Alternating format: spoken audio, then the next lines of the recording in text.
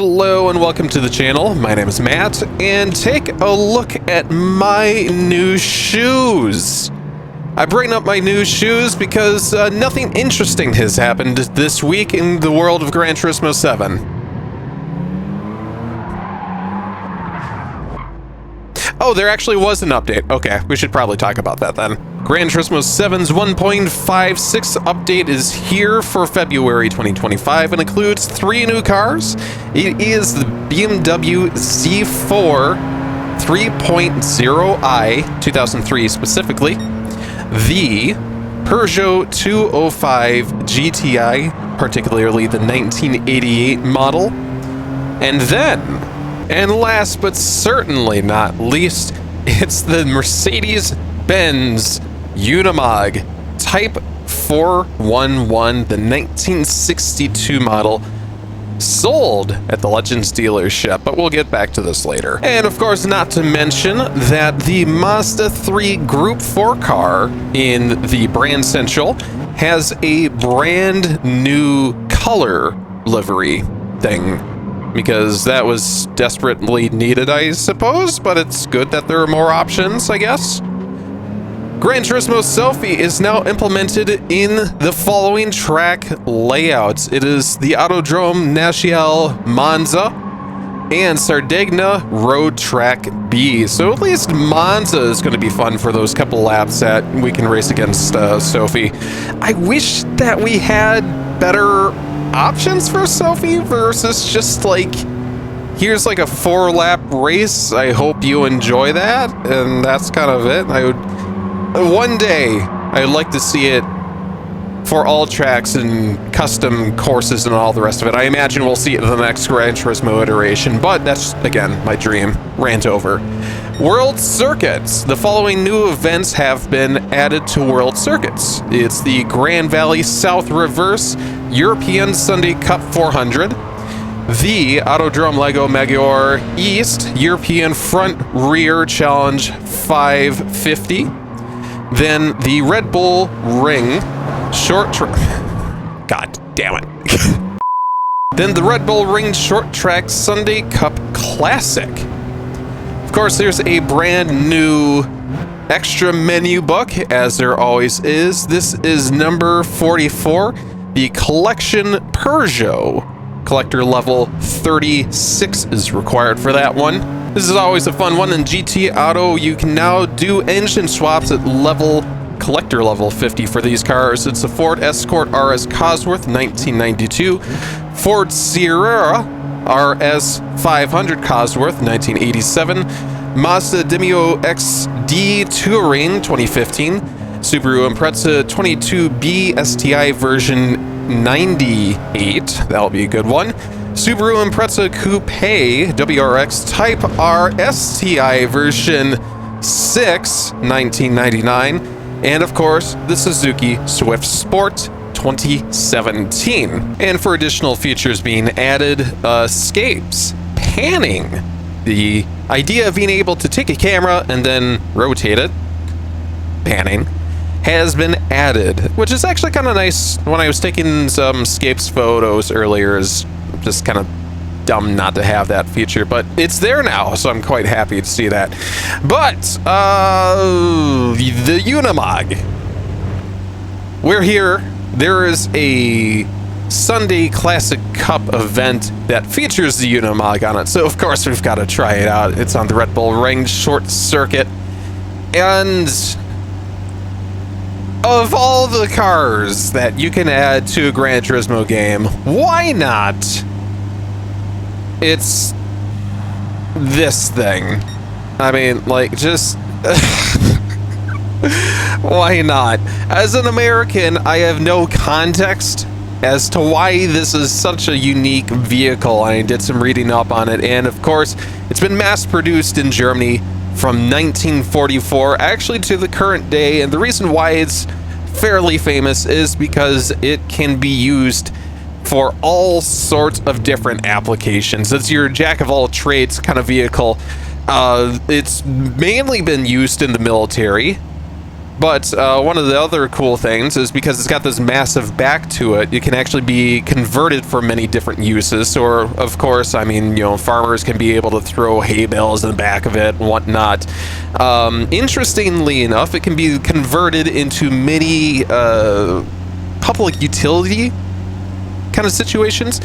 In more modern day cases, the Unimog has actually been used as fire trucks in Germany, so I found out. And just because it's... take a look at this thing. This is like... oh my god, we're getting laughed now. No! Stop it! Just because it's got such a high ground clearance, it makes it just for a wonderfully great off-road vehicle, all-terrain vehicle. It's just got the perfect setup for being able to go anywhere you want it to go, and it can get there pretty reliably. So figured for all of you other Americans out there who are as clueless as I am, figured the contextual history on this vehicle would be kind of nice. It turns out that there's nothing particularly interesting in the 1962 version of the vehicle, I think, from what I did skimming Wikipedia for about 3 minutes. But we have the 1962 edition. Was that only a one-lap race? Huh. 2 laps, sorry. So let's take a vehicle that is much faster than the Unimog. The Unimog has a PowerPoint criteria, PowerPoint listing of only 36, and it definitely drives like it. It's not as bad as the Ford model. No, it was the Mercedes-Benz electric vehicle, like the 1896 or whatever model year it was from Gran Turismo 4. I still remember taking that out of the Nürburgring. God, that was a nightmare. So, Peugeot 205 GTI, we are catching the pack, so I am much happier to be here. Anyway, other things to go on with the update, other improvements and adjustments. Physics simulation model fixed an issue wherein cars would move erratically during Scapes, movies, and pit stops. Okay, interesting. Fixed an issue wherein stopping on a slight slope would cause the car to rotate. Again, interesting. And reduced an issue wherein performing a hard brake under certain conditions would cause the rear of the car to lift up significantly. And then furthermore, there were some additional controller settings that were fixed due to vibrations. And interestingly enough, I'll talk about this one. Lowered the output of the Thrustmaster T300RS by 10% to reduce motor strain. Interesting. And then lowered the vibration effect of the Thrustmaster T300 RS and the Fanatic GT DD Pro / Extreme. I know that this wheel that I'm currently using, this Fanatic GT DD Pro, is a fairly popular wheel due to, you know, Gran Turismo picking up after COVID and Fanatic becoming a household name due to COVID, or the pandemic. So, just be aware of that. As I've been driving around, I really haven't been noticing much of the vibration, so that would probably be the reason why. I want to have a little bit of a quick rant. I kind of figured that a lot of you in the Gran Turismo community caught this note just like I did. The guys over at GT Planet have a podcast that they host every now and again, and it seems like this is kind of cool that they have created quite a nice relationship with Polyphony Digital, where they are given information ahead of time, which is actually quite rare considering that Kazunori Yamanuchi is known to be quite tight-lipped about a lot of things going on in the development of Gran Turismo games. So the fact that they are given special access to know what's coming is pretty significant. Towards the end of one of their more recent podcasts, they had a moment where they had a little teaser where they said, hey, the next Gran Turismo update may have a lot to talk about, so stay tuned for that. And that was posted prior to 1.56. I'm hoping that they were not talking about the Unimog. Because that is the only significant thing that came out of this update. So if they were talking about, oh, there's a lot to talk about, it's Unimog. I'm gonna hope that that's a no. And I'm hoping what they're referring to is either pretty significant features being added within the next couple of months, or maybe a new track. But it seems like a new track is being rumored between the February to April timeframe. So obviously we didn't get now in February. So I imagine in March or April, something big is going to be dropping. Again, my thoughts is a new track. After this track potentially is added, I'm going to expect that we've got nothing big coming until a Gran Turismo 8 announcement, to be quite frank, because it was even recently reported. Of course, this was a source from a source from a source from a source from a source that the Gran Turismo 7 PC version is not coming out. It was canceled.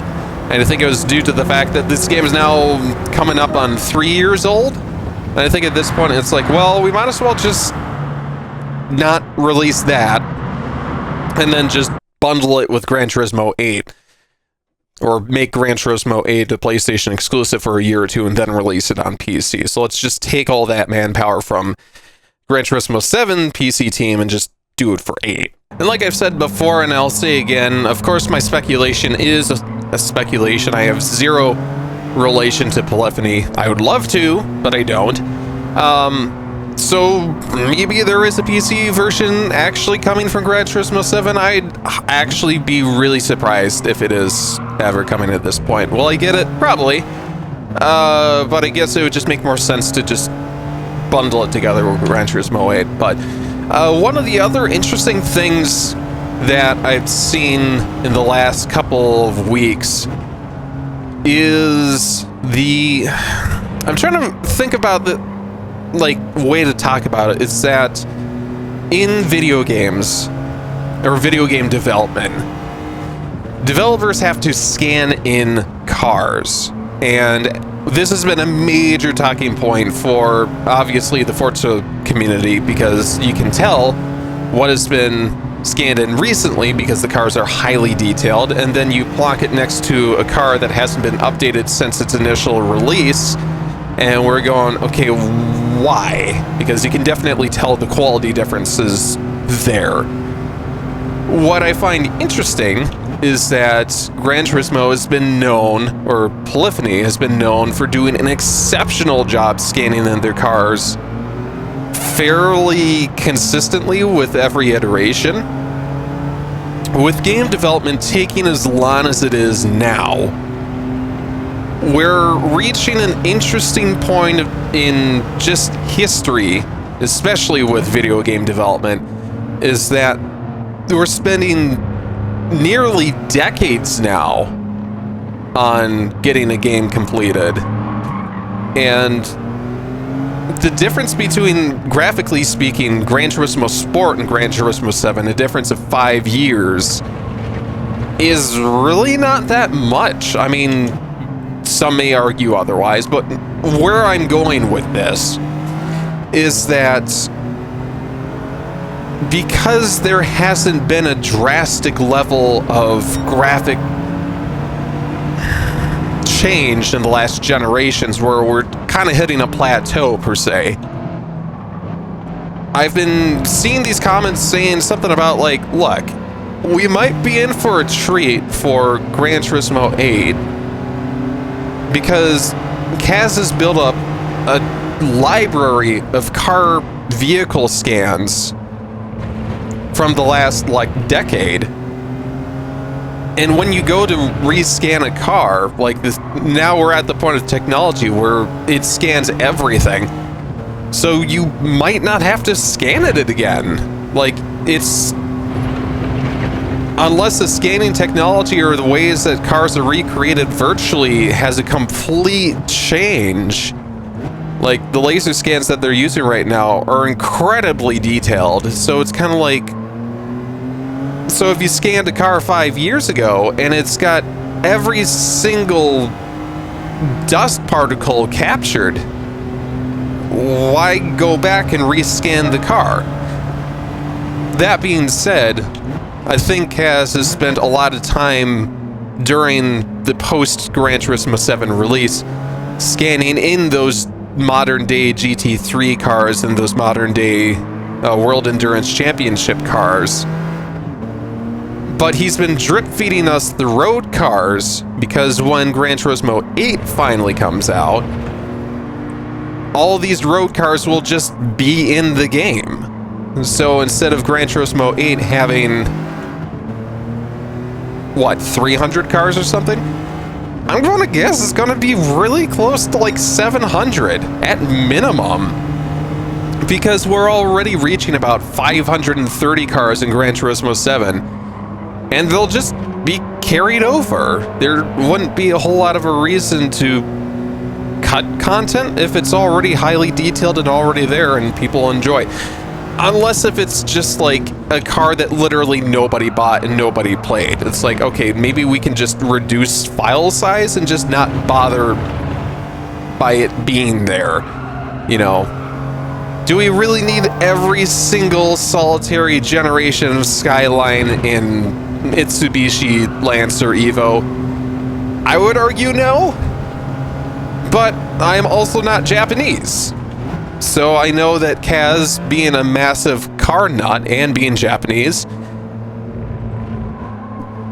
you know, it's a huge heritage thing. So it's, you know, that would make sense. But anyway, I'm really going off topic here, but my point being is we're getting to the point that when content is being made for video games that they can just pick it up and plonk it into the next video game really easily, because the things that are changing graphically speaking is the way that graphics are being rendered, not the models themselves. Like, we're talking about ray tracing and stuff, which again is, or path tracing, which is completely different from rasterization, but it's not affecting it's affecting the models themselves and the way that the textures displayed on the models react to the graphical changes.